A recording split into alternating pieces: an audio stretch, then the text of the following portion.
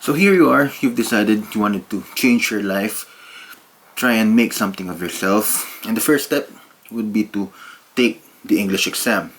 The question is, what are you gonna do? If you trust me and my non-professional but totally useful kind of way, then stay tuned. Hello guys, welcome back to the channel. Thank you for joining me, and if you're still here, then you want to learn how to pass the English exam. Now, you're in luck because I'm gonna teach you 5 tips on how you are able to do that. Step 1. Fundamentals always help. Sadly, if you haven't been that kind of student in school, then you would really have a hard time trying to cope up with all of the English things and all of the English exams that you are about to tackle now.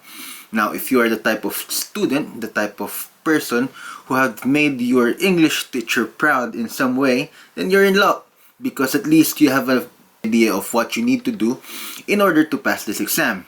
Frankly, if you were about to take the exam, first thing that I would ask you is to keep talking and sell yourself to me. Impress me for 5 minutes. I'm not saying that you have to have perfect grammar to pass these exams. What I'm saying is, it always helps to make a good impression that the first 2 sentences that come out of your mouth really make sense.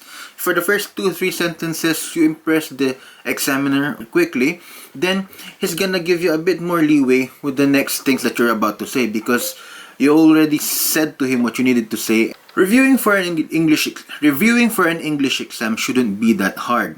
Personally, I believe that you should work smart and not work hard. If you are having a hard time trying to just pick up and try and integrate English into your life, do it as if you are doing it every day. I have a few examples that I can share with you on how I believe I've managed to integrate English into my everyday life even though I don't speak it all that much before I went here. These examples are reading. What? Listening. What? Speaking. Mother, what gastronomic delight do you have for us today, for I am famished? Is there any assistance I would be able to share to you in order for me to become sustained with this blessing that you have given us? Writing.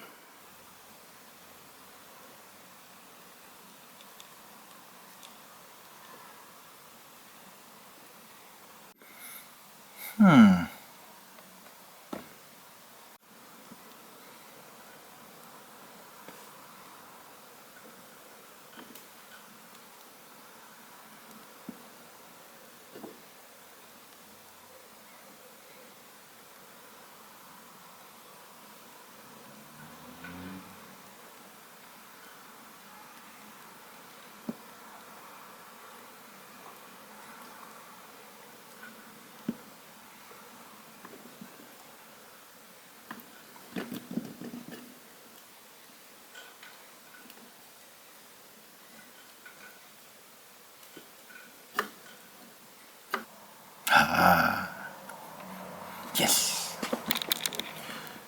If you are able to do these things and integrate into your life, I promise you, it would be much easier and you wouldn't even feel that you are trying to review for an exam. Third tip, practice, practice, practice. As with all other things that you would want to be an expert on, practice English every time. There are several ways that you can do this, and I understand there's not always an opportunity to practice with someone else. So, first thing that you can do, practice talking to yourself in the mirror. Well, practicing in front of the mirror gives you an opportunity to critique yourself. Now, once you try and slowly see how you are talking in front of the mirror, you'd be able to notice some distractions or some distracting mannerisms that you are doing that you can improve. You would also be able to notice if there's any difference or if there's anything that you would like to change with the pace that you are talking, the tone of your voice, or even the loudness. If you're not really that used to public speaking, practicing in front of the mirror would not be that hard or scary for you because you're just talking to yourself. Unless, of course, you're scared of talking to yourself, then we have a whole other problem. Now, secondly, once you've already practiced trying to speak in front of the mirror, the next thing you can do is try and practice with someone else. Try to practice with someone else and see how you do. And then you can either use a friend or someone else, an acquaintance, of course. Of course, try not to talk to a stranger, that would be weird. But try and see if you can talk to an acquaintance and ask him to give you some tips or tell you what else it is that he or she notices that can be improved in what you do. Now, number 4, what I can say is trust not into your own abilities. There's a big risk that we become a bit biased on the way that we critique ourselves. We think that we are doing it very well. We think that there's nothing wrong that we are doing. And that puts us in the trap of not needing to improve. Now, trust not into your own abilities means that you should always ask for a second opinion. Ask for someone outside whatever it is that you are doing to try and critique you. You may not need that person to be a professional, just someone else that you know would be honest with you, trying to say what needs to be improved.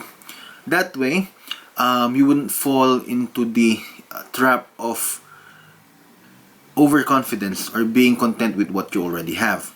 Number 4, trust not into your own abilities. I know, I said in the first one, the number 3, that we are our best critics. Sometimes we are our biggest fans as well. And that puts us in a trap where we become overconfident, we are content with what we have, and we do not want to improve anymore.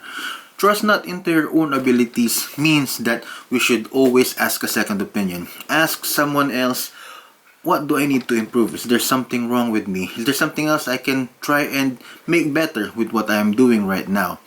Sometimes it's always good to believe in yourself, but at this point, you always want to keep your options open and ask from everyone else, because you want to be the very best at what you are, and you don't want to almost pass. You want to really, really pass, and asking someone else for help and an opinion would help a lot. Now, if you have a bit of a budget, then I'd suggest that if you have money to spare, I'd suggest you take up a review at a legit review center. I am not trying to sponsor or trying to build up this business or drum up this business. I have no intent of doing that. But honestly, personally, I did enroll into a review center because at that point, I wasn't really sure of what my abilities are.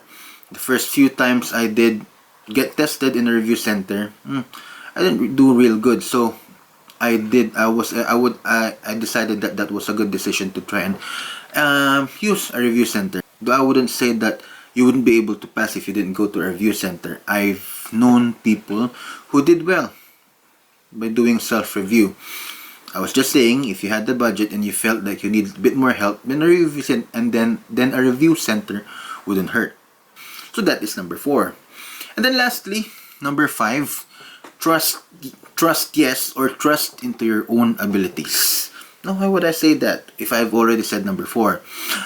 It always helps to have a little or a lot of confidence. At this point, at this point, you've already done what you needed to do, short of having to pay the examiner. Please don't. All you can do is trust in your abilities. You did all that you need to do. You've sacrificed your time, you've sacrificed your resources, and the day of the exam is here. Trust in yourself.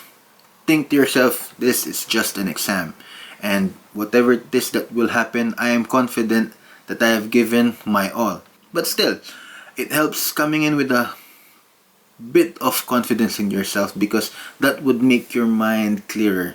That would now focus you on what you need to do and not focus you on worrying what can or can't happen yet. So trust yourself. And now we've reached the end of the video. Hopefully those 5 tips would help you get closer to your dream of having to pass the English exam and going abroad in the future.